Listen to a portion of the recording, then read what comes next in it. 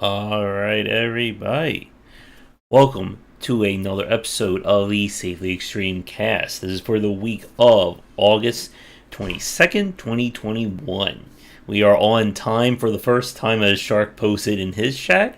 And welcome from Nexus Games, or soon to be another name, Sharky.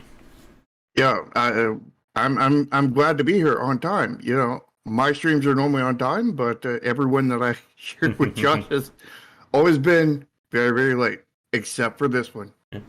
We'll see if we get more people or less people this week. If we don't get any people, then we just pick a random time next week, and that's when we'll do it. We won't tell anyone. I think we've already got more people because, you've got two chatters over there. But we have a very great cast lined up this week. This is going to be kind of part two from last week, as we're trying to do topics related to how to best succeed and survive in the game industry. Last week we discussed about how to read the game market and some of the elements in that, and we're going to continue this kind of thought process for this week, discussing kind of what are the not so secrets that developers need to understand if they want to best succeed as an indie. Yeah, and it's also good to mention that this is the second part of this series kind of thing, and this will not be the last part.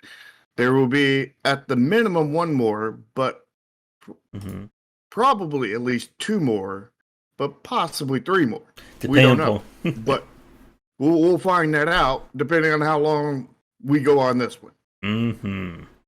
We're still going to try to keep things to about maybe 60 to 75 minutes, give or take. But it all depends on how quickly we move through our topics for this week.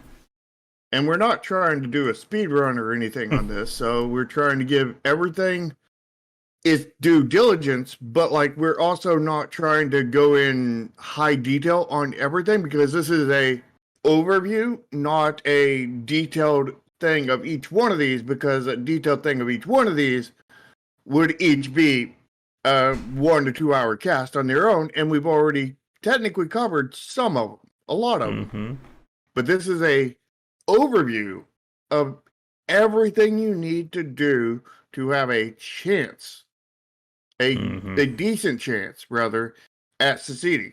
You can succeed without doing any of these things and doing the complete wrong things, but you have to, that's the equivalent of going out and getting struck by lightning 3 times, getting to the lottery, buying a lotto ticket, getting struck by lightning 3 times on the way home, getting home, find out that you win the lottery, and you have a successful game. But if you follow this list, maybe you'll have I don't know, a 10% chance of succeeding if you follow this list. This is not a guaranteed, if you follow this list, you'll succeed. Yeah, you need to streamline the struck by lightning exam, because you've said so many times. Yeah, dude.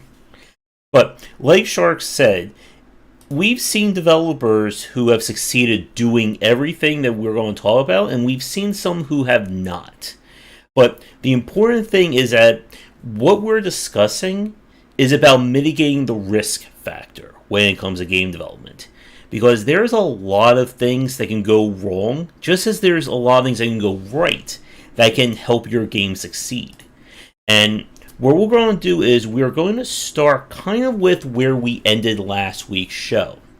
And that is being able to understand why a game succeeded or failed. This is one of the hardest lessons I feel a lot of people have to learn. Not just when it comes to being a developer, but YouTubers and streamers, and especially the quote-unquote game journalists. This is one of those spots I think a lot of people struggle with, because of the fact that everyone likes the underdog story. Everyone likes to hear about the game that through 5 to 10 years of brutal grinding and development, the game comes out, sells 500 million copies, everyone's a millionaire, we save the orphanage, it's a happy ending. But most development doesn't work like that, even the ones that do succeed. And why it's so important to be able to understand why a game succeeded and failed is that this is how you start to build your knowledge base of what is good and bad design. Because Right. one And thing, before we hop into that in complete depth, let's point some other things we're going to be talking about in this show. We're also going to be talking about how to discover what is assess and fail points. You mm-hmm, know, the order of events of what you need to do in the development, the monetization methods, and all kinds of other stuff that goes into that. Also, like the art of a game, why mm-hmm. marketing matters, the branding of your company, and why store pages are so critical. But let's now that we've got that out of the way, let's hop in fully into the topic Mm-hmm. of understanding why a game succeeded and why it failed. Mm-hmm. And one of the reasons why you have to understand, like I said, is building up that foundational support or foundational knowledge. Because if all you do is play the very best games or you don't accept feedback or anything along those lines, you're not going to understand these pitfalls. And it's very easy, especially for people who cover video games or just play nothing but the best games, to just become blindsided by anything else. If all you do is play Mario, well, how are you going to understand what makes a bad platformer or a game where the platforming doesn't feel right? If all you do is play Doom or play Call of Duty, that doesn't necessarily mean that you understand FPS design. I've said this plenty of times before. Playing lots of video games and analyzing lots of video games are two different skill sets. And while people who are in the esports or speedrunning categories, they're probably the closest that non-developers have to understanding game design, it's still not really hitting that same target what we're talking about. And Yeah.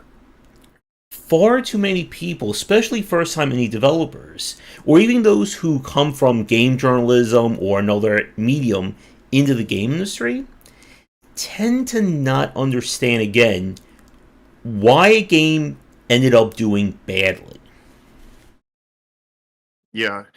And you know, there's 2 points here. Understanding why stuff failed and how you find what caused it. Mm-hmm. And how you find out what caused it, the easiest way to do that is by playing the game, find out what will actually work. Hello, Smellback, welcome. It's it's the first time we've ever been on time, so that may be the reason. But discovering that time is, or discovering the how it happened, what it is very, very hard, because until you get your mind into the right state, Mm-hmm. and then once you get your mind into the right state, you cannot stop it from happening. It Mm-hmm. will, everything you play will be popping up numbers, calculations, all this other stuff, formulas, all this kind of stuff up in your head, and you'll see, okay, this works because this is colliding Mm-hmm. here, this is colliding here, and when my character walks off this platform, even after it walks off the platform, I still have this dead period where I can still technically jump in midair, kind of, opposite of Wile E. Coyote, Yep. because, well, sort of exactly like that and sort of off of it, because he walks out and gravity doesn't take effect until he looks down, kind of thing. It's like that, but you don't look down yet because you're not far enough off of it. And, you realize this stuff, and you're able to, and you can't stop seeing that once you truly adjust your mind to it. You can't stop seeing it. Mm-hmm. But it all conversely means that until you start doing that, you're not really studying design.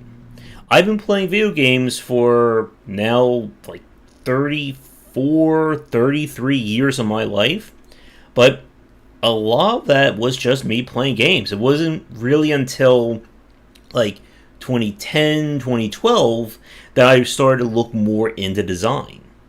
And this is again one of the points. That's my garage door opening. One of the points that we've said is that just because you play a lot of video games or you cover a lot of video games, that doesn't mean you understand design. Like, I was a part of a press event a few days ago, and they were asking for like questions for an indie developer showing off their game. I was with, I think, other game journalists, and like nobody was really asking any questions about the design of the game. I was literally the only person who said, "So how do you beat this game?" Because I think that's a very important question to ask a developer. How do you even finish your own game? And I always do wonder just what is the actual knowledge base when it comes to people who cover video games, and even by extension, to the people who design them. Because another major point that needs to be said that we've discussed is that game design is not magic. No matter how much BioWare, Nintendo, and so on, have their secret sauce, or the use of their secret sauce in some cases. Or BioWare magic. Mm-hmm. Game design is about foundational elements. It's about understanding what makes a game feel good to play, and that is where we could easily, jump into a 5-hour talk about UI UX. But I just have to point this out. Pony posted Illuminati noises, and then you said that's your garage. So Josh's garage is 100% confirmed Illuminati. Mm-hmm. Yeah. But for developers trying to understand why games succeeded or failed, this is the reason why you need to play bad games. Because when you see those pain points and you experience them, you know not to put them in your game. If all you do is play the latest Nintendo game or the latest BioWare game or whatever, you're not seeing the things that they caught. And more often than not, you're going to fall into those traps because you didn't know they existed. And I've played so many platformers that the jumping is horrible. And again, if your jumping is bad, nothing else really is going to matter in your platformer. What if it's just a brand new genre where you jump from platform to platform? Mm-hmm. Or an RPG where you attack from left to right. Well, it wouldn't be an RPG. It'd just be a game where you attack from left to right and, turn-based with, 3 people on each side. Right? Mm-hmm. It's a brand new genre, never been tried before. Yep, but the discovering those points, you've got to attune your mind to it to be able to discover those. Figure out why something happened and how. Why do we have iframes in games? It's like you look at that and you're like, well, duh, because like if you get hit by one character and that sends you, and there's knockback kind of thing, and that sends you into something else, within like a second, less than a second, like 0.1 seconds, and the player has no control over. And over on that side, there's 5,000 things punching at once, and then they each take away 1 HP, and you only have 100 HP, and then it's instant death, and the player had no control over it because just one attack just was basically became an instant kill. It basically became a one-punch man, and that feels really, really, really bad. Yeah. And game designers that attune themselves to this, back in the day before there was any attunement or before there was any video games, they manually learned this stuff through testers and feedback and everything, and that's why they created iframes. So now we have to, when you study game design, you have to study the games and figure out what the original game creators created in order, based off of testers kind of thing.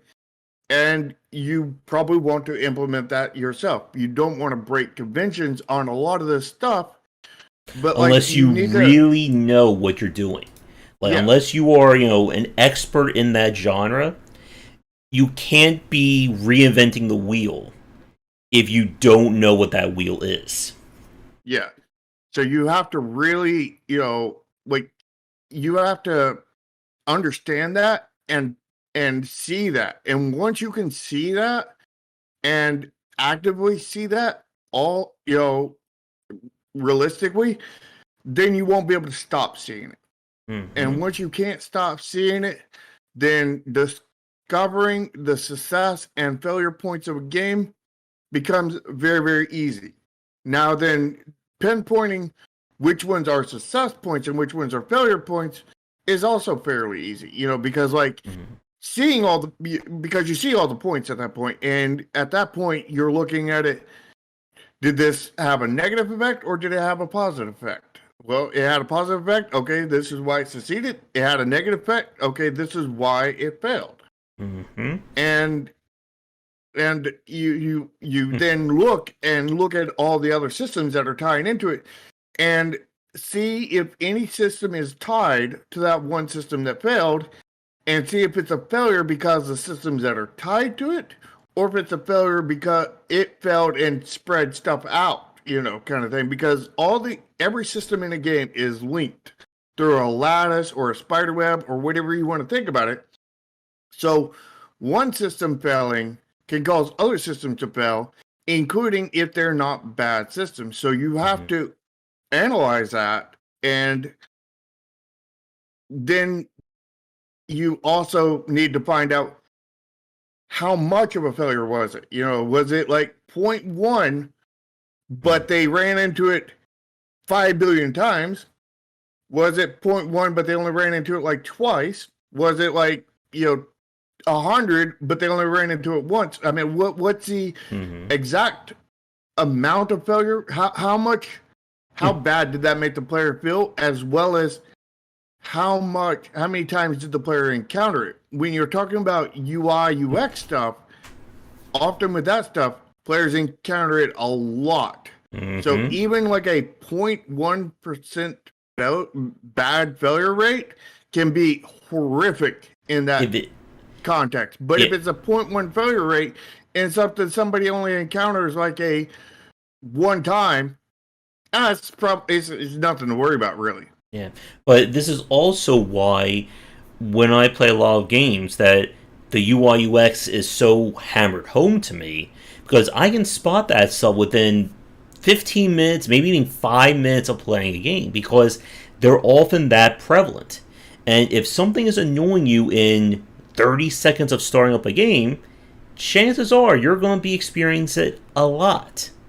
And if you keep experiencing it a lot, it's going to start to wear on you. And the only way you're going to spot, or there's only two ways you're going to spot UI UX issues. One is to study games, and the other is to do playtesting. And playtesting will probably be our next point, but there's a few more things I want to discuss here really fast. That when you study other games, this is again one of those things I see a lot of developers, or especially when I see developers try to give advice, often slip up on. That a common thing that I see people love to say is don't play video games, go outside, study history, watch movies, read books. This will give you knowledge on how to build an amazing game. They're only a quarter right. This will give you great concepts for games, but the only way you're going to be able to actually learn how to build a game and how to build a great game is you have to play them. And we're not saying you need to 100% every game of the genre you want to build, but you should be able to answer three questions: what's good, what's bad, and what is either keeping people playing or what is stopping them from playing. Because if you can't understand what a game does right or wrong, no amount of story, no amount of outside knowledge is going to give you that information. Yeah. And I do want to bring up a point here. Josh said playing them is how you have to do it. And to get 100% read on things, absolutely, you have to play it. Mm-hmm. But if you're extremely skilled at reading game design and whatnot, and this is only if you're in the top, I don't know, whatever percentage, top 1% or whatever, maybe top 3%, I don't know. But when you're in the top percent, you can watch people play games and absorb, I don't know, like 85, 90% of the same information. You're still not going to get 100%, but Mm-hmm. you will get a lot of knowledge from it. But when you're at a lower tier kind of thing, you may get absolutely nothing from it or next to little. So do not base yourself on that. I would definitely encourage you, if you're going to watch videos, you in your spare time, you definitely try to see it in there too as much as possible, but do not depend on that. I realize that everybody does not have money to buy every game in the world, Mm-hmm. but like, if you can understand a certain percentage, even a 10% in your off time kind of thing, and then a lot of percentage when you're actually playing it, then you can, it just can only help you more, but Mm-hmm. do not depend on solely video, because if you depend on solely video, there's going to be points that could never been realized through there. Mm-hmm. Like, if you put the control to jump on the start button on the controller, then Or you're not going to be able to tell that through the video. There's no way to tell that how bad the controls are through the video. You mm-hmm. can see how bad the person's playing it, but that's just their ability to adapt to that bad control scheme. Mm-hmm. And people have various levels of adaptability to that. So, like, it could be a high level, it could be a low level. So you will see effects from it, but it'll be like, just get good. Yeah, you'll never be able to spot when it comes to action-based games how the controller or how the controls feel in somebody's hands through video. That it's Or just even turn based. I think turn-based you can at least understand the systems, but Yeah, but you still can't understand the controls. hmm and that's why you need to be able to play these games. And you want, again, a broad spectrum of games. You want to look at the very best, you want to look at the very worst, and you want to look at the games that were very much maybe hidden gems. The ones that maybe got 60 to 70% on Metacritic. The games that they have their hardcore fans, but something didn't click right. And those are the big points you want to understand as a developer. Why did a game that maybe did 8 out of 10 things right failed?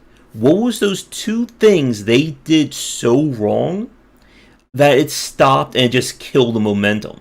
Because if it killed their game, it's going to kill your game probably. Yep, more than likely. And if it's not going to kill your game, it's certainly going to do a lot of damage to it. Mm-hmm. And I think with that, are you ready to move on and talk more about playtesting? Yeah, although we probably should start with the core gameplay loop and then go into Okay, playtesting. yeah. So, from this point, or from talking about studying a design, the next thing you need to do is you need to build your core gameplay loop. Because this is the nuts and bolts, the skeletal system of your game. If you don't have a good core gameplay loop, nothing else that you will ever do is going to make your game work. And this is true even if your game is narrative focused. Because we've played many narrative driven games that are just horrible to play. And these games will often have very high churn. The people who get through those pain points, they're going to see the game all the way through to the end. But if you lose 60-70% of everyone playing your game before that point, it doesn't matter what your story is. Yeah, and I want to point out that the current segment we're on is the order of events for success, and Mm-hmm. getting the core gameplay loop is order number one. You start with that. You have to get your core gameplay loop solid. And how do you get it solid? Well, you got to test. You got to test. And, Mm-hmm. this will be when your game is at the brokenest, buggiest, and most incomplete. And it's going to be the hardest time to get anybody to test your game because nobody wants to play the game in that state. So it's going to be very hard, but you're going to have to do it. You're going to have to find these people and you're going to have a long search for them. Now, Mm-hmm. you don't have to have 10 billion people testing it. If you can get 10 billion people testing it, do. I think that's more people than what's on the earth. But, even as few as, 3 or 4 people can yield tremendous results. Mm-hmm. But the more, the better, Yeah. and keep in mind that these people cannot be friends or family. You can also have friends and family do it separately, but they are not part of your tester group. Yeah. They are part of your friends and family group. Your Mm-hmm. tester group is, people who are either perfect strangers, acquaintances, or just discovered you, Mm-hmm. kind of thing, or vaguely familiar with you. They may be members of your Discord, or a Discord that you're in, Yeah. And and it's just not people. The aim is to get people who are not biased towards you. You want people mm-hmm. to tell you your shit sucks, fix it. Yeah. And this is also why talking to other developers is not going to help you in this point. Because developers don't like to tell other developers that their game is bad. Well, Every some developers. I mean, like it depends on what crowd of developers you're hanging yeah. out with. If you're But if you're in one of those crowds where mhm, everybody has to offer, positive, feedback and everything, absolutely ignore all those developers. Now yeah. then, with my original testers, I had several rookie developers in there. Hmm. And they were really good at finding and pointing out issues because they were not afraid to give feedback. Yeah. Heart, good feedback. And the thing is you have to make sure that you breed an environment that is able to encourages people to actually be honest with you. Don't be like, the exact opposite thing you want to do is when somebody says this part of your game sucks or I don't like this part, you be like, you yell at them or Mm. anything negative kind of thing. Do not take it negatively. It is so easy to do, but once you start doing that, you're going to be shutting off that valve of feedback, and it's like shutting off the valve of water. And Hmm. once you run out, you're in deep shit. You're even in deep shit when it's not going full steam. Hmm. You just become farther and farther, deeper and deeper into it as you cut it off, and you don't want to cut it off. So definitely encourage that negative, good critical feedback. Hmm.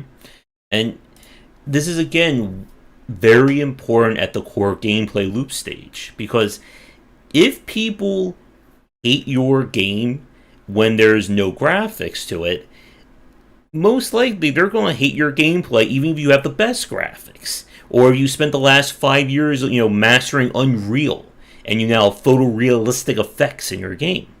Conversely, if people enjoy your game and it's just, very basic pixel art or, blocks moving along the screen, then you certainly have a good step or a good place to build on. And this is often why a lot of people like to do game jams as a way of kind of test bedding these ideas. If an idea, came home, third or better in a game jam, maybe there's something there to it. If it came in last place, maybe not spend the next 5 years on that idea. But just because it came in, you know, 1400 doesn't mean you don't have a good idea. It just means that you didn't find what you need to find in there. You know, so like it can serve as a good test bed, but it can also serve as a bad test bed because because I mean part of the placement is different things that wouldn't even matter in the final game. So it because like it's rushed. Like your game could be a buggy mess because you didn't have enough time to not make it a buggy mess, and you could have the most awesome gameplay ever, and you got really low in score because all the bugs. And Rastel's point will come up as two topics. Well, no, it's the next topic after this about graphics cell game. Yeah. But we'll get into that when we get to that part. Right now, we're still on the order of events. And when you're trying to figure out what your core gameplay loop is, this again builds back or builds up from the fact that you need to be able to understand what a game did right and what it did wrong. Because the core gameplay loop, this is 3 to 5 minutes of experiencing a game. Like, we're not talking about your core gameplay loop is 5 hours of gameplay or 5 seconds. It's something that people are going to be repeating pretty much consistently through your game. If they're not directly interacting with your core gameplay loop, they should be quickly getting back to it. And when we see developers who fail at this level, it's oftentimes very easy to point that out. But conversely, the games that have really solid core gameplay loops, it's, I think, very hard if you don't study design to understand why they worked. Why is, it's so great to play a Super Mario level? Why does, doing a run in the Binding of Isaac or Hades feel so rewarding? These are elements that, again, they occur so rapidly that if you don't properly understand design, it's just going to kind of like fly over your head. And I've played a few games lately, such as that Garden Story, Galactic Mining Core, and even something like Shapes.io. And Shapes.io is a really good example of this. Its whole core gameplay loop is basically just take the optimization of Factorio, remove everything else surrounding it, and we're going to build a game around it. And guess what? It did really damn well. Because the developer understood what is the core gameplay loop of a game like Factorio or Dyson Sphere. And they said to themselves, okay, let's make that, but we're going to do it in a way that's not going, step on the toes of those games. And they just, I think, announced that the game has sold, I think, over 1 million copies. So they did something right by their understanding of that design. Nice. And it looks like your chat is going to talk about the next topic all before we get to it. Now then, also the important thing about the solid gameplay loop and the testing, you need this stuff as early as possible. This should be goal number 1. Get us your core gameplay loop, get testers, and get it solid. And then you can move on to other things. Don't worry about aesthetics. Don't worry about anything else. Don't worry about sound. Don't worry about, this other mechanic that ties into it. Don't worry about any of that until the core gameplay loop is solid through testing. Yep, and if it's not, you have to get it out there. You have to fix that issue before you move on. It's often why a lot of developers will spend a long time in the pre-planning and early stages of development trying to figure out what they want their game to be. Because if you can't answer that question, you don't have a video game. You just have a bunch of weird ideas you're throwing against the wall and hoping one of them will earn you $10 million. This is what we saw with BioWare, with Anthem, and they spend, 5 to 6 years trying to figure out what their core gameplay loop was. And no, it should not be going into the years in terms of your core gameplay. And another point I want to mention again, even if your game is narrative driven, even if it's supposed to be, wholesome or relaxing or casual or any other, buzzword that you would like to think, if the core gameplay loop doesn't work for one reason or another, all that wholesomeness, all that, trying to make a relaxing game is going to blow up in your face. I talked about that game East Shade like a few weeks ago, or a few months ago. That it's a game that I'm looking at the achievement page for right now. It goes from 94% who literally just start the tutorial to 17% in terms of the very next achievement. And the very next achievement occurs within an hour of playing it. So they lost almost 80% of their fan base within probably less than 30 to 40 minutes of playing. And if a game loses that much of its people within that span of time, that is a massive red flag that something went wrong. And if you can't study design, you can't get your core gameplay loop right, that's often when that happens. That you could have an amazing concept. You could have a game that builds a very hardcore fan base, but if only 5 to 10% of the people who bought your game are actually experiencing it, you don't really have a good foundation to go forward. Yeah. Rusto in chat says you can't deny Candy Raid had great aesthetics. I would say commercially, it had very, very low end, very barely passable aesthetics. That said, commercially has such insanely high standards. Now, if you were to throw the commercially standards out of it, then yeah, it looked really dang good. But when you have the commercial, requirement in there, that was very much bottom tier. Wouldn't you agree, Josh?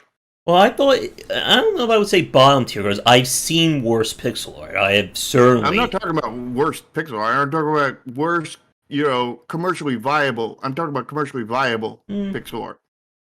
I would say it hits the retro vibe.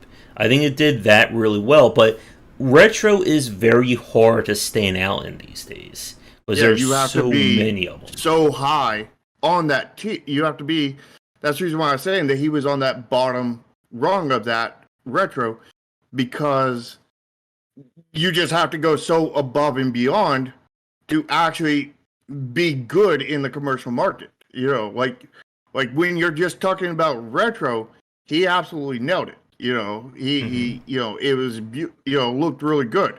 But when you're talking about the commercial market and how hard the commercial market is, like his was just at the bottom because there was so many tons more standing out way, way above his.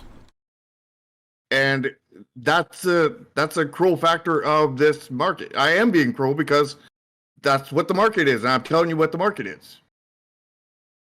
Like, I'm not being cruel for the sake of being cruel. I'm just telling you the way the things are. And the thing is the art was definitely good. It just was not to the level that it would stand out on its own on a store page and be like, yes, I've got to own that game because it's absolutely beautiful. and the market has shifted, I think, a lot in terms of the quote-unquote modern retro scene. Was there are a lot of modern retro games that we've played that, even if they have stronger pixel art, it still is not enough to get people to play those games. It's very similar in the same effect as the adventure genre, that it's so, baked in at this point that it's going to attract people, but it's not going to attract anyone new. And for the people that are already in it, you got hit out of the park in order to get them interested in your game. Yeah, just what do they call it in baseball where you make it through all four bases, but you don't actually hit a home run? It doesn't go out of the park. I forget what it is, but if you do that in today's market with your art, you're at the bottom tier. You're at the bottom tier. You barely made it across all the bases. And in today's market, you not only need to, with your art aesthetics, need to hit it out of the park. It's got to go way beyond that. It needs to, go like superhero style to the space, Mm-hmm. But anyway, we're hitting on the next topic rather than the current one. Yeah. So, maybe we start to the next phase of this and talk about the starting your market plans early, because this is also part of this order of events. You want to start your marketing the second bit, well, not the second you start, but the second you get your core gameplay loop down, you want to start your marketing plans. Mm-hmm. And your marketing plans are, your marketing, you want to actually initiate your marketing like in the last 6 months, 3 months, probably not 3 months, probably no less than 4 months, but maybe even a year before release, depending on if you have enough content for that, which you probably don't. So probably 6 months to 4 months range, and that's when you want to kick it in. But you want to start the planning from basically the instant you have your core gameplay loop down, because you want to start figuring out who's going to play this game, what are they going to like, what art are we going to apply to this, because art is part of your marketing plans.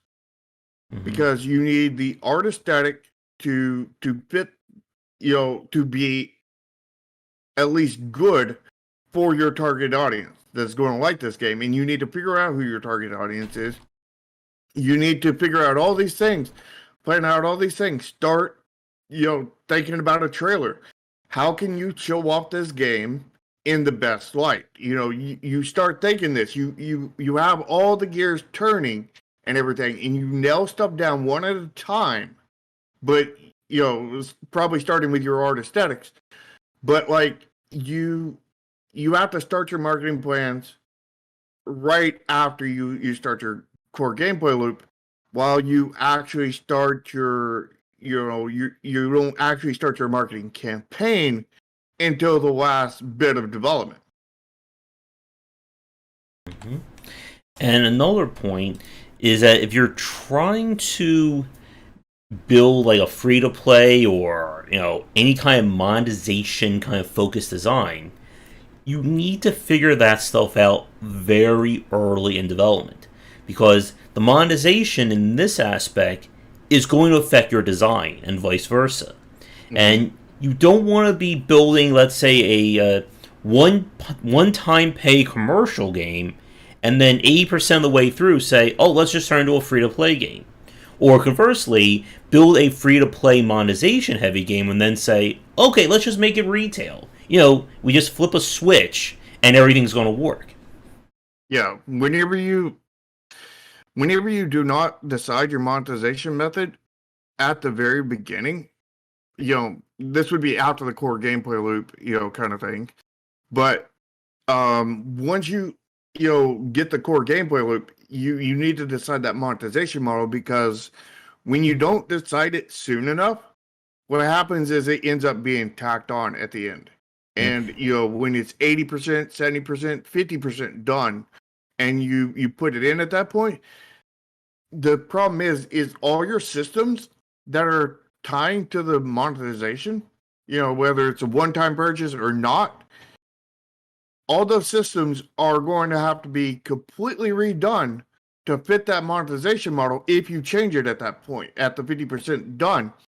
And that's going to be either a tremendous amount of work, probably redoing 30% of the game that you are only 50% done with, or is going to be tacked on and is going to be really bad in so many ways. And that's the reason why you have to decide your monetization model basically as soon as possible.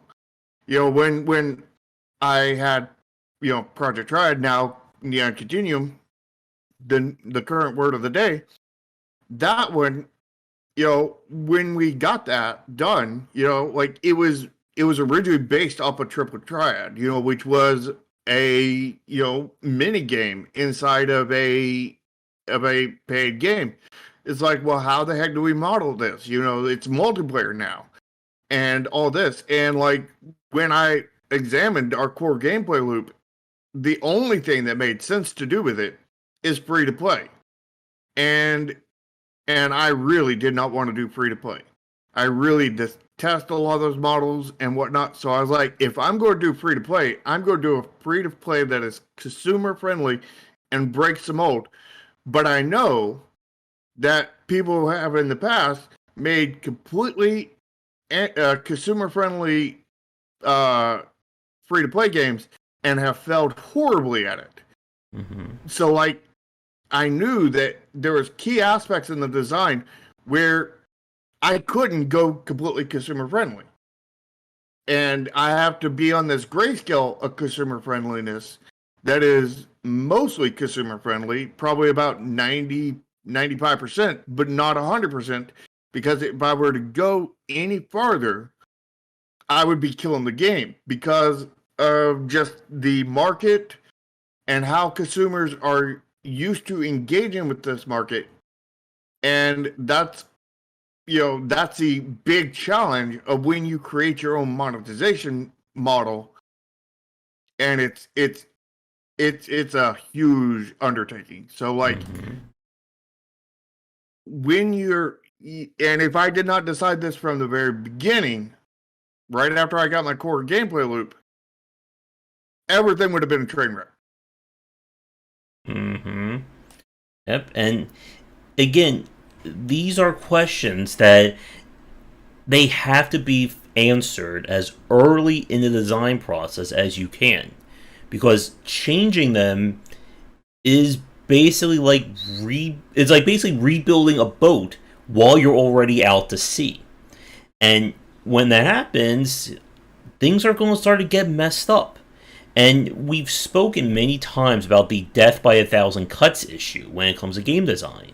That if one thing goes wrong, most likely it's going to drive something else to go wrong. And that's going to drive something else. There was a post-mortem that I was reading on Gamma Sutra for a developer of it was like a visual novel style game. And just reading the things that they point out were their issues, these are things that for somebody who understands design, we can spot this within milliseconds. Like they were saying, maybe we should have started to play visual novel games before we try to build one. And I think that gave Shark an aneurysm when he read that. Yeah, it did. And yeah, you definitely want to properly research. This is something we didn't write down, but this is definitely something that you absolutely have to do. This is before your core gameplay loop even. You have to properly research your genre. And when I say genre, I mean multiple genres, because I mean your genre of gameplay as well as your genre of theme that you apply to the game. We're talking about like whether it's a platformer or platformer rather, whether it's an RPG, card game, CCG, roguelike, whatever it is, you need to examine that and research that. As well as if you're going with like cyberpunk or, sci-fi or, dinosaurs, sharks, whatever you're going with theme-wise, you need to also research and examine that genre. Yep, and this is also, and to Rat's Tail's comment, yeah, sure, I can take a look at it at some point. But this is also why when you combine genres, this is kind of expert level gameplay, or expert level design. Because you need to be able to understand what two different genres did right and wrong, and somehow fit those two together. This is why for a lot of people who say, oh, let's just make, roguelike cooking sim, or visual novel racing, or whatever, that these games often ending up being less than the sum of their parts. Because if you only try to make one of those two genres work, it usually leads to both of them not working. Because you're trying to build one cohesive core gameplay loop out of two completely different systems. It will be like trying to build an airplane out of, boat parts. Yeah, and I have tons of ideas of games I want to make that are on my back burner that combine multiple genres. But I do not touch those because I am afraid myself. I am afraid of doing that. I think I could pull it off. I definitely do think I could pull it off. But what if I can't? And that's what I'm afraid of. And Yeah. I want to get more experience under my belt before I attempt doing a multi-genre game. I need to have a I need to have the studio doing well, paying every staff I need to pay before I remotely think about taking that risk. And because it is so risky, because that is where it's almost doubling the risk. It's almost doubling the bullets in the chamber of your gun, of your Russian roulette, to whether your game is going to be successful or not when you combine genres. And you really, really have to be careful with that. And you really need, I think, a successful game. And when I say a successful game, I mean one that allows you to pay yourself $20+ dollars an hour for, the next, probably 6 years, 2 games, and everybody that you need to work on that current game for at least 3 years, bare minimum, and have some money left over to pay somebody for the next game. And there's no way to zero out the bullets in the chamber. There's no way to zero that out because luck is always in the chambers. You can never get rid of luck. Yeah. But I think with that, let me check our list here. So we talked about kind of figure out what your monetization model is. And monetization model is definitely going to be more, I think, as we see more developers try to embrace live service or post-release support, that it is going to become a factor. And that, I think, we didn't really put this on our list, but I think it's very important to clarify this. That in today's market, a lot of consumers are expecting post-release support. And it is something you need to nail down very early into your development as to what is your game going to look like 6 months after release, 5 years after release. For some games, it is literally the same game it was at launch. For other games, it may not be that case. And it's important to have that game plan, because one of the worst things you can do is release your game, people say, we want more, we gotta have more to it, and you have no ideas, and your entire momentum just dovetails at that point. Yeah. I do want to clarify to Board Fan in chat, we're not referring to the player's luck, how much the game is dependent on the player's luck. We're talking about the luck of dealing with the market and succeeding a game. You put a game out there, you could do everything right. You could go through our checklist and get everything right and get the details of everything, since we're just doing an overview. But you get it all right, and you're still not going to be taking all the bullets out of the chamber. It's risk mitigation, which is removing risk, but you can never 100% remove the risk. So therefore, it always will, luck will always be a factor to if your game is going to succeed.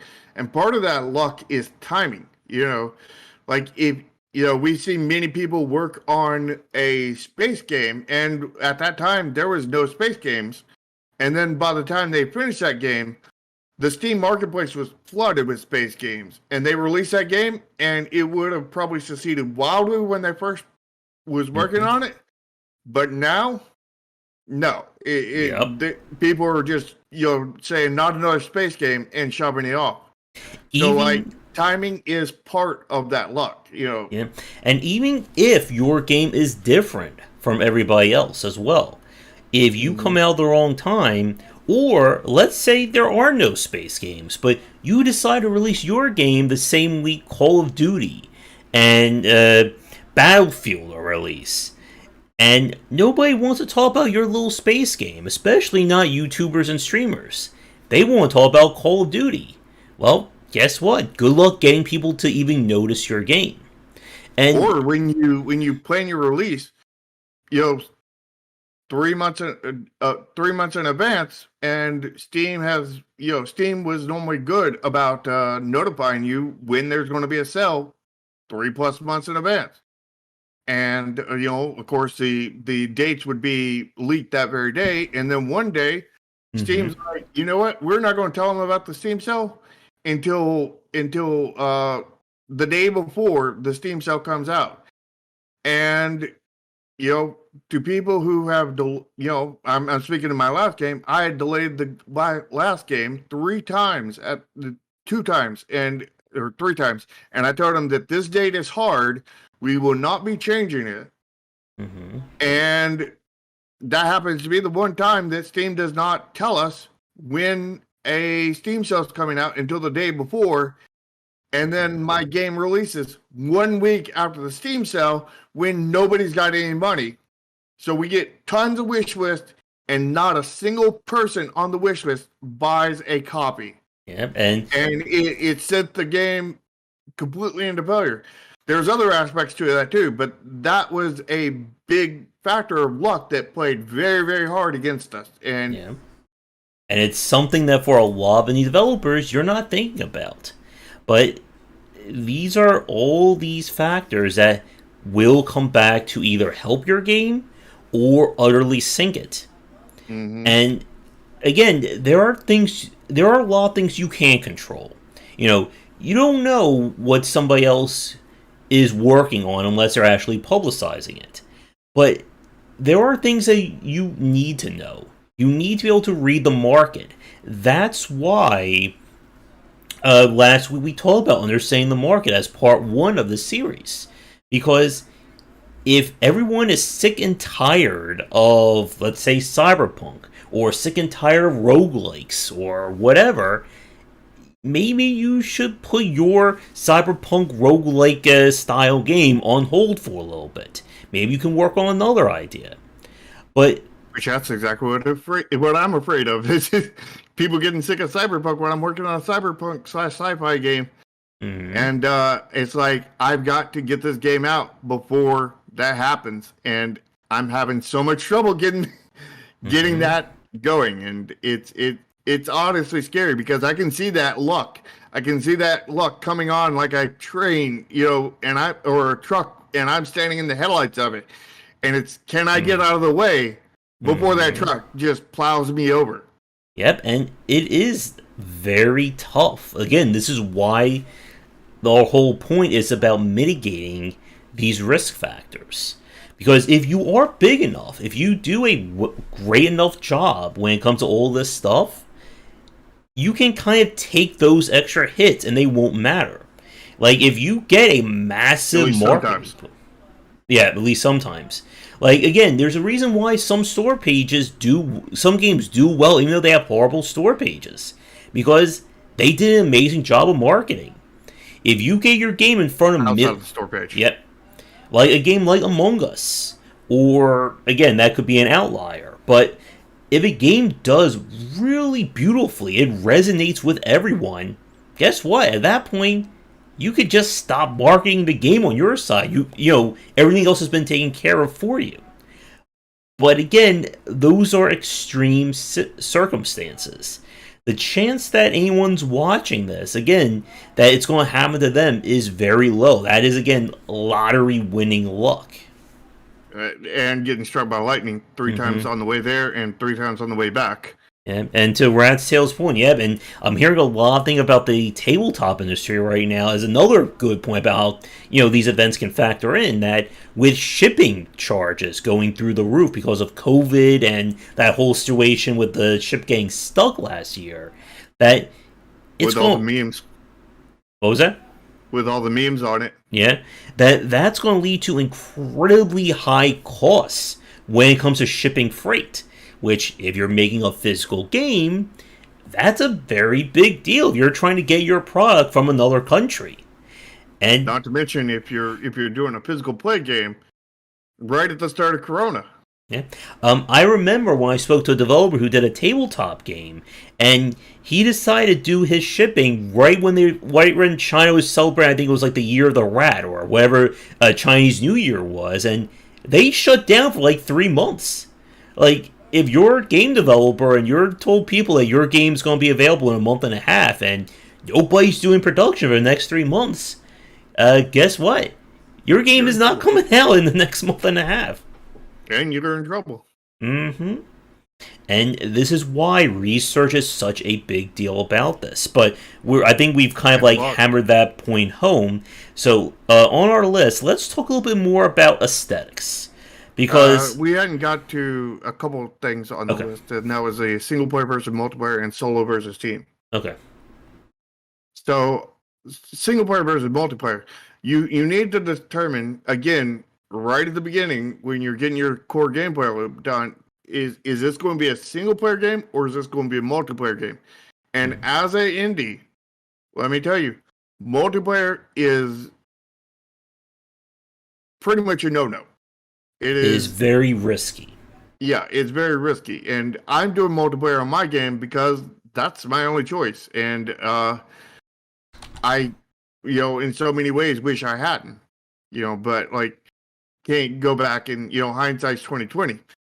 But like single player versus multiplayer, single player is so much easier to do. I mean, when you're dealing with a multiplayer game, you have to deal with having enough players seated in your community to actually, have when you release the game, people are actually there to play it. Because like if they have to wait 2 hours for somebody to show up to play it, They in wait 5 matchmaking, minutes to show up, like yeah, five or even 1 minute.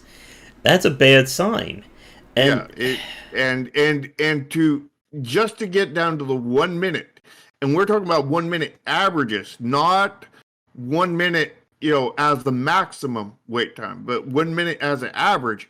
That means seeding your community with 3,000 players before your game has released on day one. So we're talking about day -1, day -40, day -200.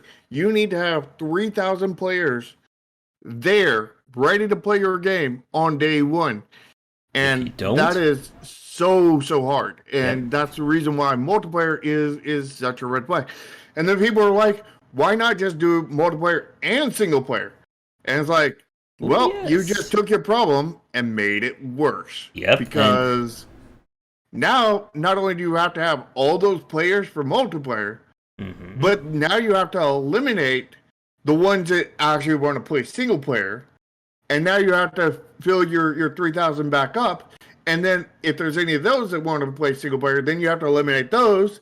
And then you have to refill it and then eliminate and keep on doing that until you have 3,000 that actually legitimately want to play And multiplayer. And at which point you have like seeded your community with like 6, 9, 12, 18, 40,000 people. So you just made your job so much harder. yep, and for publishers out there, I think they're starting to take notice of this, because multiplayer has high reward value.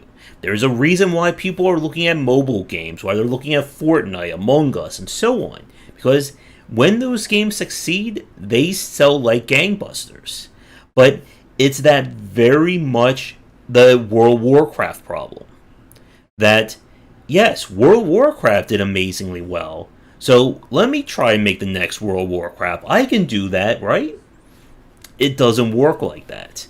And if you are planning for multiplayer, you not only have to design the game, you have to build a netcode. Because I think one of the things that we're seeing is that remote play, while it is a really great feature, you can't build your entire multiplayer architecture around remote play.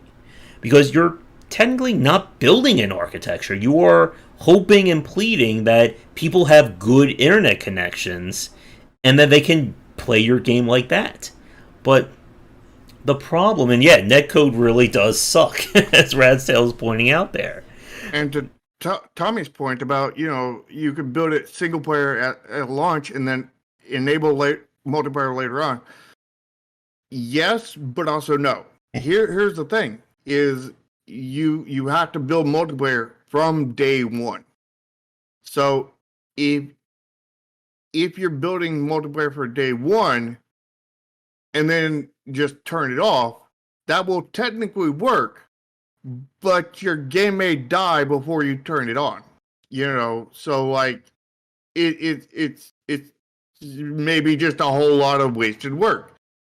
At the same time, you could build the multiplayer and turn the single player on later, and that, as long as your community is big enough on your multiplayer before you turn your single player on, that is guaranteed to work. But the single player doesn't have to just be turned on. You can just develop the multiplayer, and then after the multiplayer is developed, then you could develop the single player and put it on. You can't just develop the multiplayer later. You can develop the single player later, but the multiplayer is the most risky. So you're leading with your hardest foot forward, and it just becomes it's a whole mess. But like the I think the real decision making is what makes your game the best. Is your game better as a single player game? Is it better as a multiplayer game? If it's better as a multiplayer game, then probably leading with a multiplayer is the best aspect. It's not the easiest, it's not the most likely to succeed, but it is quote unquote the best because it's the best gameplay experience, and that's what I had with mine. Now a lot of people have asked for single player stuff, and I was never really interested in it, but like I've talked about putting a single player mode in there afterwards if the consumer base is so high, but I'm pretty sure that once the game is together and everybody's playing it, I don't think very many people will be concerned about a single player game, because I think a lot of the concerns about the single player was, what if there's not enough players? What if the game dies? And I already have contingencies for that, to where, we can downsize to a very small server that only costs $5 a month or $10 a month or something like that. And if we cannot collect $10 worth of donations in that time period, then nobody cares if the game is alive, and it doesn't hurt to shut it down. Yep, so, yeah. And it is very tricky when you're trying to decide these points, because a developer, I don't want to name them here, but they got, in case they're watching, they want to say it's fine, go for it. But they got in touch with me about a game that they originally started as multiplayer, but they couldn't find a publisher willing to shoulder that risk, so they're transitioning into a single player game. And it could turn out that this game could be an amazing multiplayer experience.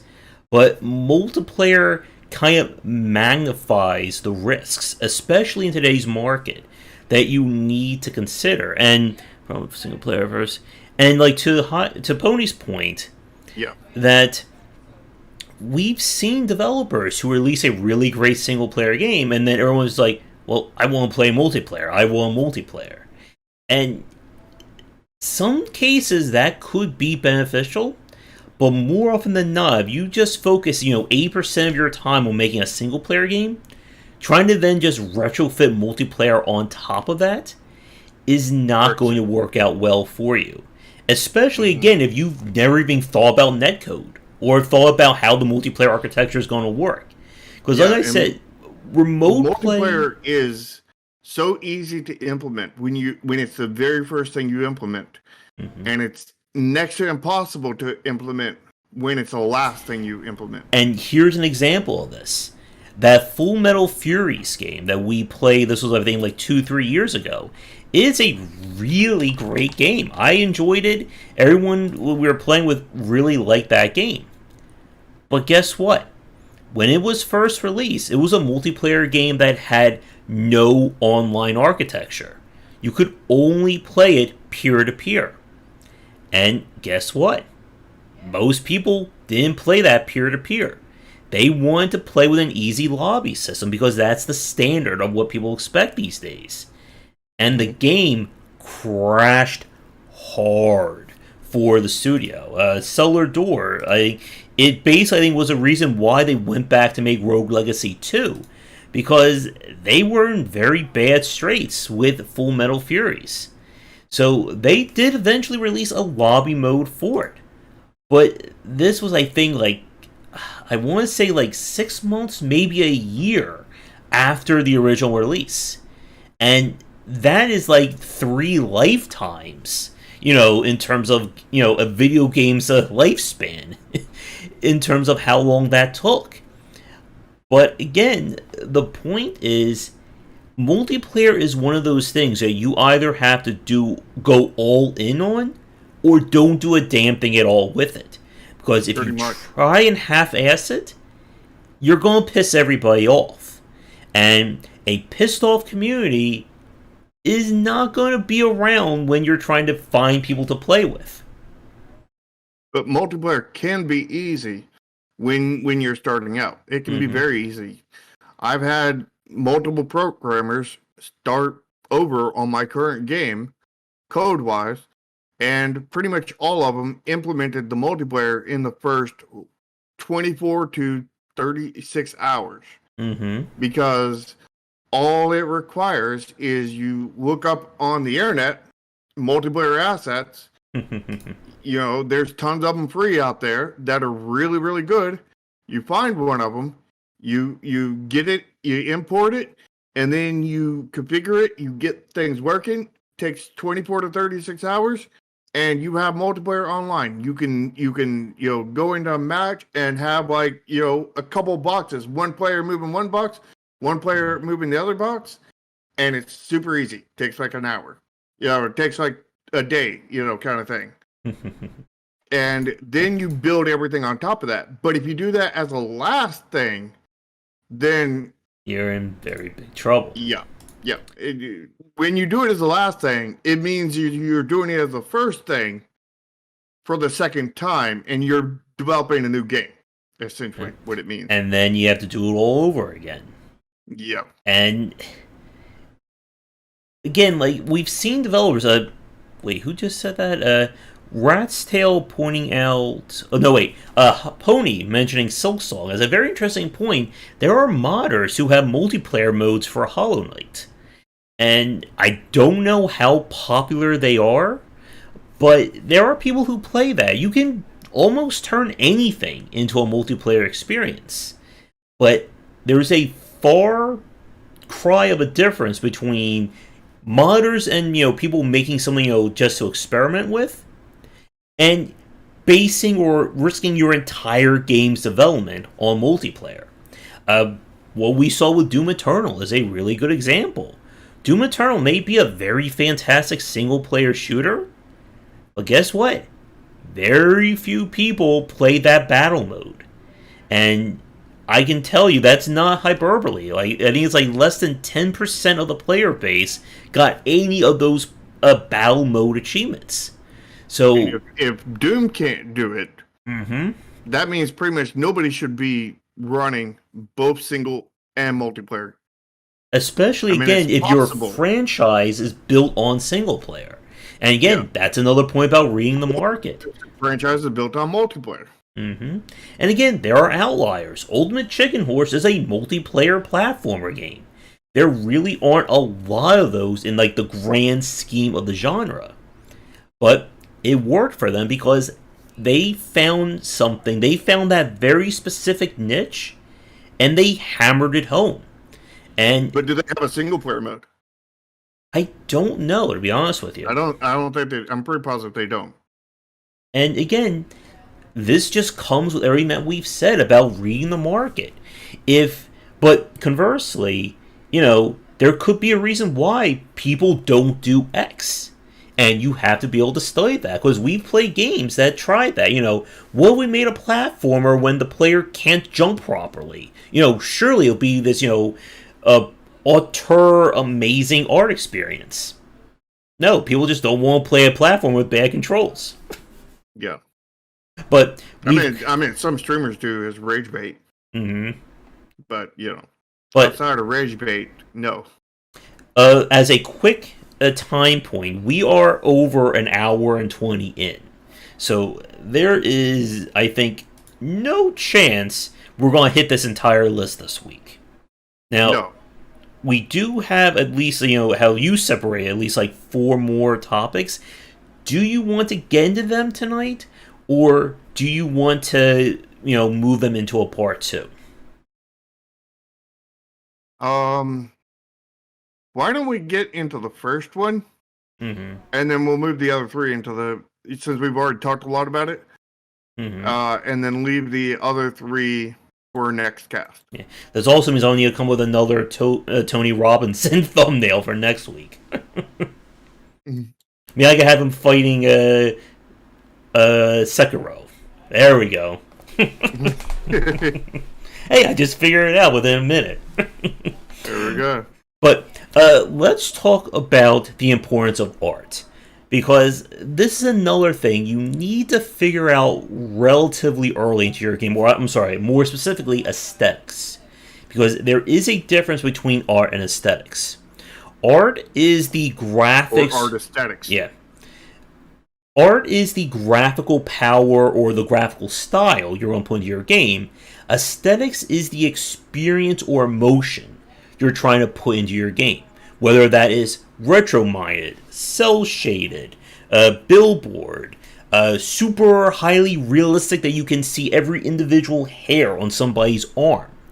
Whatever it is, this is something that, just like your core gameplay loop, it's going to resonate and affect all aspects of your game. Well, I would say aesthetics is more style. And art is just the doing graphics of some kind. It doesn't matter what kind it is. Yeah. So when we talk about art aesthetics, we're talking about some type of art, whether it's 3D, 2D, pixel art, whatever kind of thing. And we're talking about the style to it. So the key to art aesthetics is not how much work it takes to put it in, not how much it costs to make, not how much it takes to actually make the thing. What the key point of it is that it looks amazing. And now you can have a game with nothing but squares, triangles, and circles and whatnot look amazing. We've seen that in Just Shapes and Beats. Mm-hmm. Or you could just have... We have seen the exact same thing with squares, circles, and triangles look like complete shit in probably about 5,000 games on Steam. Yeah. And that is the difference between not style and not having style. Yeah. And to everyone's comment, again, aesthetics is the sum total of everything about kind of the visual or emotional aspect of the game. So aesthetics touch the art, they touch the music, they touch the graphical style of it. While just graphics, again, that's just what somebody is visually looking at. And when we talk about graphical horsepower, we're talking about how much time, depth, effort, and high rendering are we doing, to actually put this on screen, Mm-hmm. Yes, definitions are certainly a pain, I know, rats. Yeah. And again, like Dusk, that's another really good example. Dusk is a game that graphically doesn't look all that appealing. You put that next to Doom, or next to Prey, or any first-person based game that came in the last 5 years, it's not going to look graphics-wise. But it nails that retro aesthetic. Oh, congratulations there, Chris. And that retro aesthetic is another big point. There is a huge difference between good and bad retro. You look at, again, like when people copy, 8-bit, 16-bit games, that they'll just make their game look like an LJN game, Jaws or Nightmare on Elm Street. Well, And those were really bad art back in the day. They're really bad art today. and there's a reason why, Mario's still timeless. That Nintendo games, they age really damn well because they nailed that aesthetic. Yes, Mario may not be as high def in, Super Mario Galaxy than he is in Odyssey, but it still Style is holds there. up. Yep. Yeah. That's the thing about you see about style. Mhm. Style never ages. You can look back at old video games like Mario, and you can look at the old Sonic, Sonic 1, and they look great. Now you look back at the old Call of Duty, that looks like garbage. You You mean look gray back garbage. at hmm And yeah, you look at when they focused on graphical horsepower and not art aesthetics, they don't hold up after a few years, And- even after 6 months. and- But when you focus on art aesthetics, it can hold up forever. And let's be straight with everyone. It's hard to get good aesthetics in a game. Like, it is a lot harder to do good aesthetics than it is to do good graphical horsepower. Although graphical horsepower, Will help. Or help if you have a good team behind you. it also is generally really expensive and takes a lot of time. Yep. And I need to kind of this is another one of those hills I'm going to have to probably die on when it comes to retro games. That making a retro game with blurry pixels is not making a classic retro game. Because I've seen developers, they will argue until, their face turns red, saying, oh, all old, NES games were blurry, and, that's just how games look back then. No, it is not. And please stop trying to do that. Yeah, I hate that. And here's another aspect with today's market Mm-hmm. is even if you made your game look like a good pixel art game from the the age, 1989, if you were to make it look like a good Mario game, Mm-hmm. that in today's market will identify you as definitely an 8-bit game. But the fact is we've seen that before. We've seen that tons of times, and it's not graphically appealing enough. It's not high enough level for the art value of the market. So you have to exceed what has come before you, and that is hard. And that's kind of what my point was with Rat's Tales earlier, is that, his met the old terms in a lot of ways. He may have exceeded it in a couple ways, but he didn't exceed it enough to be good in the current market. And so, like, just being slightly better than the old doesn't put you in market success. You have to be significantly better. And that is a problem with the graphics war, and that's the market. And it's bad, and that's the reason why I said you were on the bottom tier. The bottom tier doesn't mean you did worse than the old games. It means you did equal or slightly better.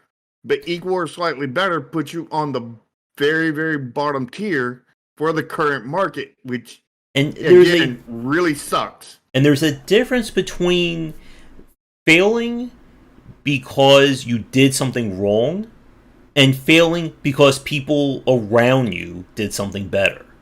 And that's important to clarify, because there are a lot of games that have really solid aesthetics, but if they're in a market where the top dog of that genre is, up here, and maybe you're right here, your game is not going to stand out. It's the Fortnite PUBG situation all over again.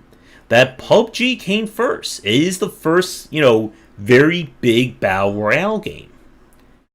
But Fortnite went above and beyond. They went so far above and beyond that they captured that market away from PUBG. Which is so hard to do. It's basically a near impossibility. But they did it because they were so much far and beyond. And when somebody so much far beyond comes out before you do, and then you don't at least match them or at least come close to them, you stand very little chance. And that's kind of what I'm getting to with you, Red Stout, and it's not bad looking art. It's good looking art. But it's not good enough to compete against the top dogs. And it's a hard fight, I'm fighting myself. Every developer right now that knows what they're doing is fighting it. And the ones that don't know what they're doing is either losing at it or somehow magically succeeding at it without knowing that they're fighting a battle. Yeah, and to give you guys an example of just how much aesthetics matter, one of the best examples of this is Team Fortress 2. When Valve originally worked on Team Fortress 2 and they started development of it, it was very much in the same kind of pixel, very military style of what Half-Life did. And again, Team Fortress started out simply as a mod for Half-Life. But during development, they realized that if they wanted this game to stand out, they needed to make it do something different. And what they decided to do was completely change the aesthetics of it. And that aesthetic change turned into more of like that kind of pop art, kind of like retro 50s, 60s kind of vibe to it. And guess what? That change not only affected how it looked, it also made them start looking at these characters and say, let's give them personalities. And the whole, Meet the Team video series gave birth to that. And then guess what? That aesthetics resonated with people, so they decided to start doing fan art and start coming up with their own cosmetics, which led to the whole Manco store. And then that led to the whole, Machinima movie contests. And all of that was given birth because they wanted to do something different with their aesthetics. And like Pony said, Team Fortress 2 holds up. It is still a game. Yeah, exactly. It is a game that it is 2021.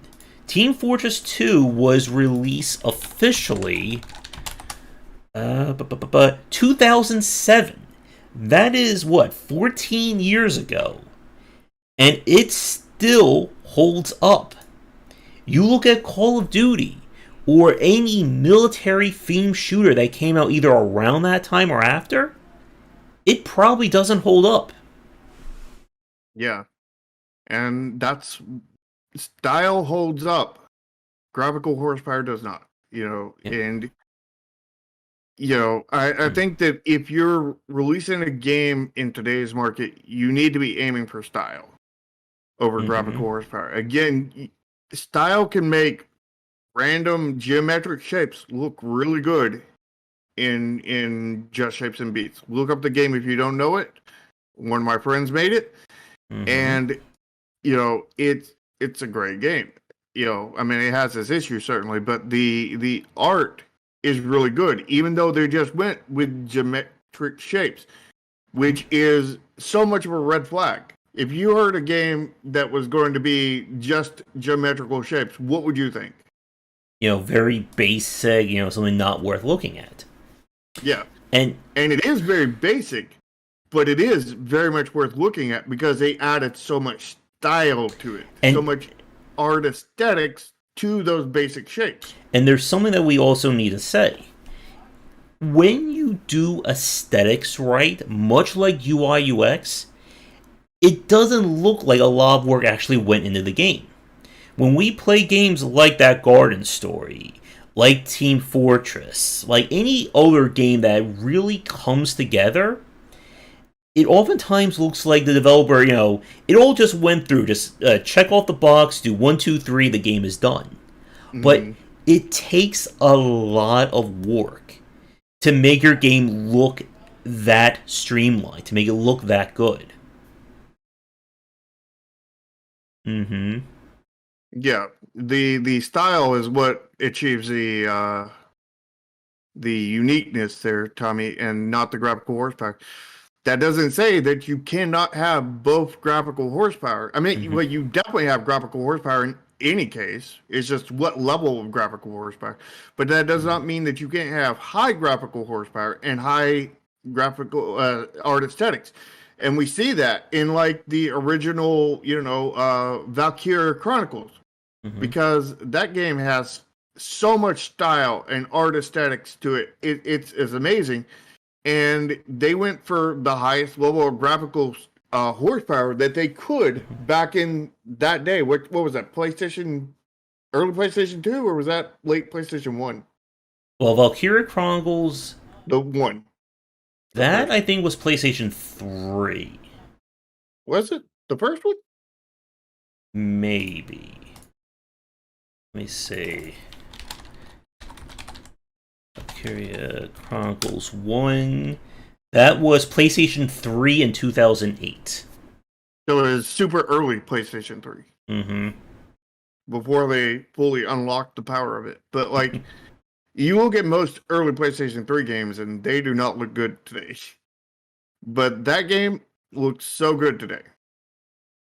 And the fourth addition to it, with going again for high graphical horsepower, it doesn't look that much better than the first one. And that's how much style plays into it rather than graphical horsepower. Because while the graphical horsepower that they've increased from early PlayStation 3 to PlayStation 5 now, or was the fourth one on PlayStation 4? Late play Mm. I don't know if it was late 4 or early 5 or both. Mm-hmm. But the increase in graphical horsepower is a significant increase. But like, the difference that it makes in the overall visuals of the game, Mm-hmm. very minimum, because style is the key. The art aesthetics is the key, and that's what keeps the old one looking fresh, and what will keep the new one looking fresh for many years to come. Where things like Call of Duty go all graphical horsepower, no art aesthetics, and those things look bad after 6 months, if that Mm-hmm. long, and And it's you know also a chase as well. That you're just constantly trying to one up somebody in terms of graphical horsepower, which leads to more money having to be spent on it. mhm. And it is a graphical war, and Mm-hmm. that's what we're experiencing in the games industry. And the market demands it, because if you do not participate in the graphical war, through either horsepower or art aesthetics, You need one or the then other. then then or both. Mm-hmm. But if you don't do at least one of them, and you're not competing in the war, then your game is pretty much dead. Yep. It's dead. And you really have to pay attention. And the easiest way to do this, the cheapest way to do it for indie studio, is through art aesthetics rather than graphical horsepower. And again, graphical horsepower is just temporary. You want your game to look good now and look like shit in 6 months, or do you want your good game to look good forever? Yep. If you want it But forever, then art aesthetics. but of course, it's going to take time to develop that aesthetic, because the thing is, it's not just you coming up with, hey, we're going to use cell shaded art, put in, hit the cell shade button on Unity and you're done. When Yeah, we talk that's not. about aesthetics, that is not just how your game looks. That's also how it sounds. That's how the UI is going to be displayed. If you're going to do like very beautiful, let's say pixel art aesthetic for your entire game, you don't want your UI to be, bare black rectangles with white text in the middle of them. Yeah.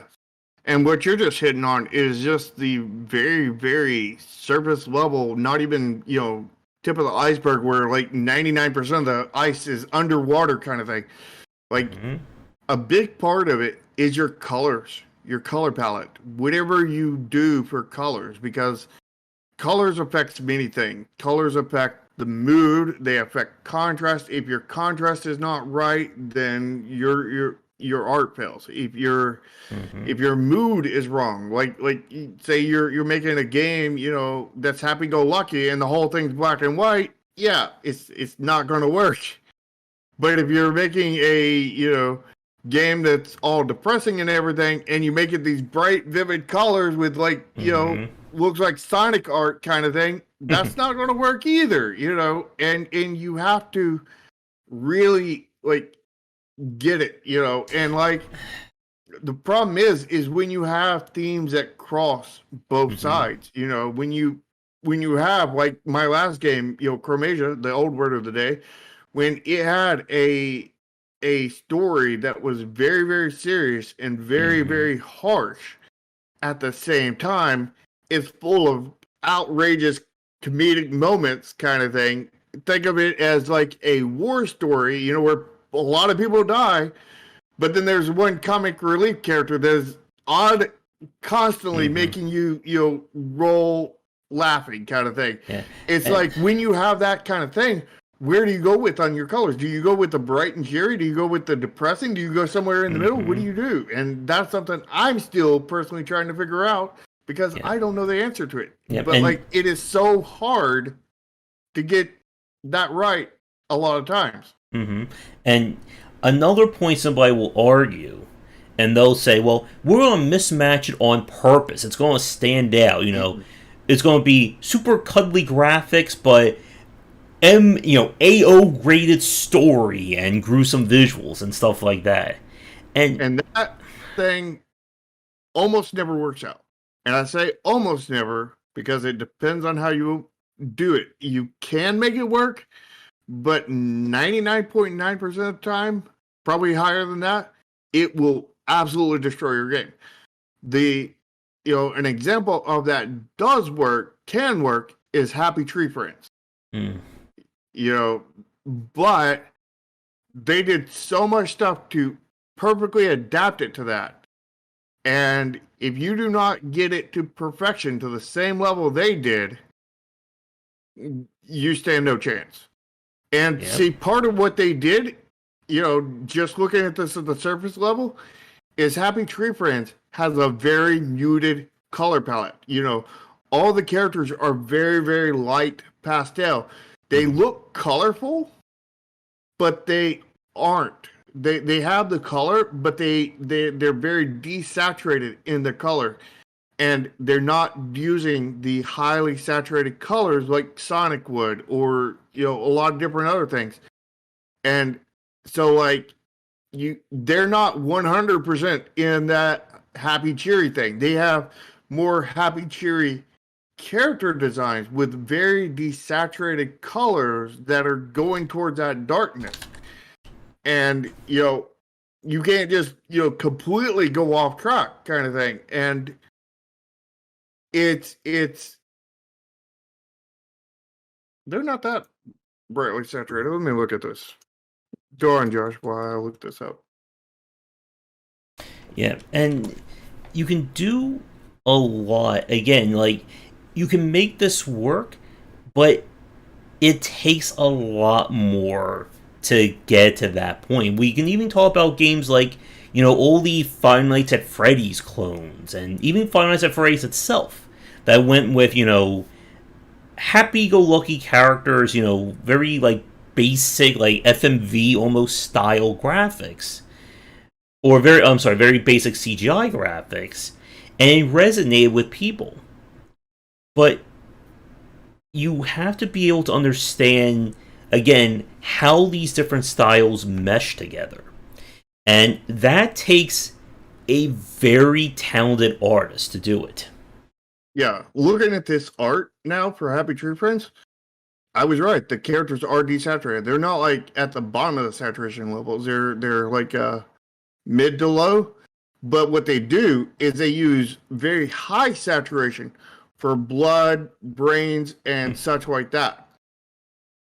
Mm-hmm. You know, something that really grabs the eye, kind of thing. They use the high saturation for that, but they use fairly low saturation for the actual colors. Not like super low, but fairly low. Mm-hmm. But they use high contrasting colors within that you can read many different colors against each other. Mm-hmm. And they're also, you know, going with symbol palettes on the color characters where they only have like one or two colors on them generally, so that each color really stands out from each other, and it gives that appearance of bright and cheery, even though it's not. But the definitely the blood, guts, and brains and all that stuff is definitely in the happy cheery area with the high Mm-hmm. contrast or Yeah. high saturation. Yeah. And once you kind of settle on your aesthetic, you have to go all in on it. But you also have to be careful about not making everything look too similar. Because we can talk about a lot of games that try to rip off Dark Souls. And, Moody Gray is the only thing that we see for 20 to 30 hours of play. That was kind of one of the issues that Mortal Shell ran into, that it just has this very homogenous look to it. And you can have a unified aesthetic, but you can push it in different directions. In Dark Souls, there's a difference between being in Blighttown versus being in Undeadburg and being in Annalundo and so on. Yeah. But Keep on going. I'm writing down this topic that Chris brought up an idea for. but I think we should probably wrap things up because we've definitely gone over our time. I guess I'm trying to think if there's anything else regarding aesthetics that we didn't mention. Beeper minute shooter. And yet again, the graphical horsepower of a game may impact the aesthetic to some extent, but at the end of the day, it really comes down to the talent of the artists. If you remember, we played that pixel horror game House like last year. It is a game that has a very basic look to it, but yeah, the other areas did, but it's just getting out of that opening area that I think a lot of people really got tired with in Mortal Shell. But with House, yes, it is very basic pixel art, but it has some very disturbing animations and art design of those characters. And that helps it stand out compared to other pixel driven games. Pixel art in particular is again an example of just how huge of a spectrum there is between, LJN on this side, Owlboy over on this side. Yeah. And there's even more beautiful stuff than Owlboy now. Mm-hmm. Because, we had the Star Renegades and a bunch of others. Of course, Star Renegades while it was pixel art, it wasn't completely 2D. It was 2.5D. But it was still 100% pixel art. But and when you mix styles where you mix 3D and 2D and pixel art and 2D and all this other stuff, when you mix those, you have to be extremely careful because that is very much red flag territory. So you better be careful. And that's exactly what I'm doing in my current game. I'm going so deep into the red flags on it, it's crazy, but it's working out because we're using 3D, we're using 2D, and we're using pixel art. And those three things are very, very hard to mesh well together, and I'm doing all these, special techniques that I'm creating myself, although they may have already been created by somebody else and I just didn't know about them. But I'm creating these personally because I'm seeing issues, and it's like, how do I fix that issue? Well, let me do this kind of thing, and then that fixes the issue kind of thing. And they may already exist. I'm not claiming to create all these techniques, but I am creating these techniques because I need them, kind of thing, because I get feedback to do them. But it is so impossibly hard to, when you mix 2D pixel art, 3D, or any combination of the three, even just mixing two of them. Yeah, I mean, voxel like Minecraft is pixel art plus 3D. It's not 2D though. It's just pixel art in 3D. All right. And that look is so hard to pull off. Ask any of the Minecraft clones. But I think with that, we are hitting 2 hours. I think it's time to wrap things up. And we will be coming back to this for, I guess, part 2 next week. And probably a part 3 after that. And well, technically this is part 2 because, the second one, the first one had a different, title, but, it was still the first part of this series kind of thing. And it's a quote unquote 3-part series, but this middle part is going to be a lot of parts. So this is the first part of the middle part. There will probably be 3 parts to this middle part. So it'll probably be a 5-part series in the end. But this is officially the second part. Yeah. If you missed last week's podcast, go check it. And to get the first part of this. And we'll continue the second part next week. And we'll be talking about why marketing matters, branding your company, why store pages are critical, accepting criticism properly, playtesting early, phases of playtesting, and so probably a lot more. Well, depending on how time goes. But, those will be the things we look at going in. Yep. But the next cast. But that will take care of things for this week. So for everyone new who's watching, be sure to join the Discord, check out our Patreons. You'll find links to all of our social medias in the descriptions down below. Yep. And lick the smash button and smash the like button on both of our channels. Again, links are down below. And come back for the next one.